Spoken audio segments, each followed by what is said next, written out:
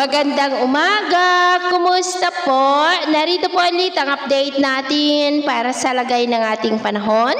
Ngayong umaga po ng June 21, 2026. Sa ngayon po ay nasa loob na po ng Philippine Area of Responsibility ang bagyo na ating binabantayan at tinawag na nga po ito na Bagyong Francisco. Taglay po ngayon ang lakas ng hangin na umaabot po sa 95 kilometers per hour at bugso na 115 kilometers per hour at kumikilos pa west, northwestward sa bilis na 25 kilometers per hour at nasalay po ngayon ng 1,010 kilometer east ng Catanduanes. Posible po na lalakas pa yan sa mga susunod na oras na posibleng aabot hanggang sa typhoon category, ngunit hindi naman nakitaan na tatama sa ating kalupaan pero posible na lalapit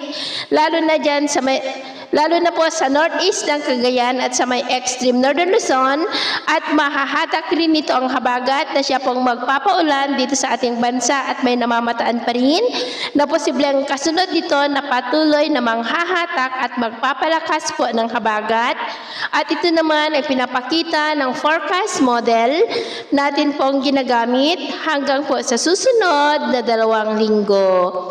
At sa lagay po ng ating panahon ngayong madaling araw ay maayos naman ang panahon sa malaking bahagi ng bansa pero may tsansa pa rin ng cloudy skies with isolated rains sa ilang bahagi po ng Pangasinan, Quezon, Camarines Norte, Marinduque, Romblon, Masbate, Occidental Mindoro, Palawan, Iloilo, Negros, southern part ng Cebu, Bohol, southern Leyte, Giwan, Sulu Archipelago, Zamboanga Peninsula at Dinagat Island, baging sa ilang bahagi po ng Mati.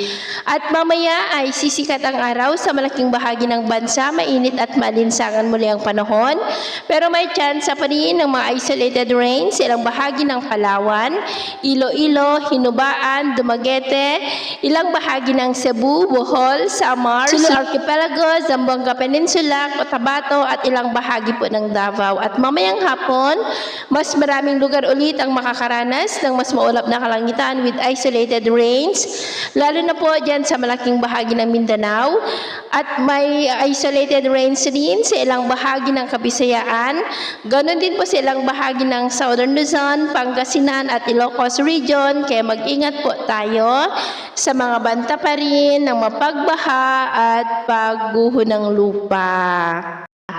At sa atin naman pong mga baybayin, wala naman po tayong nakataas na namang gale warning signals. Pero iba yung pag-iingat lamang po kung papalaot tayo para mas makaiwas sa mga sakunang pangkaragatan. So, yun po ang latest update natin sa araw na ito. At ako po muli si James na nagsasabing sa kahit anong pagsubok po na darating sa ating buhay, huwag na huwag po tayong mawawalan ng pag-asa. Thank you and God bless!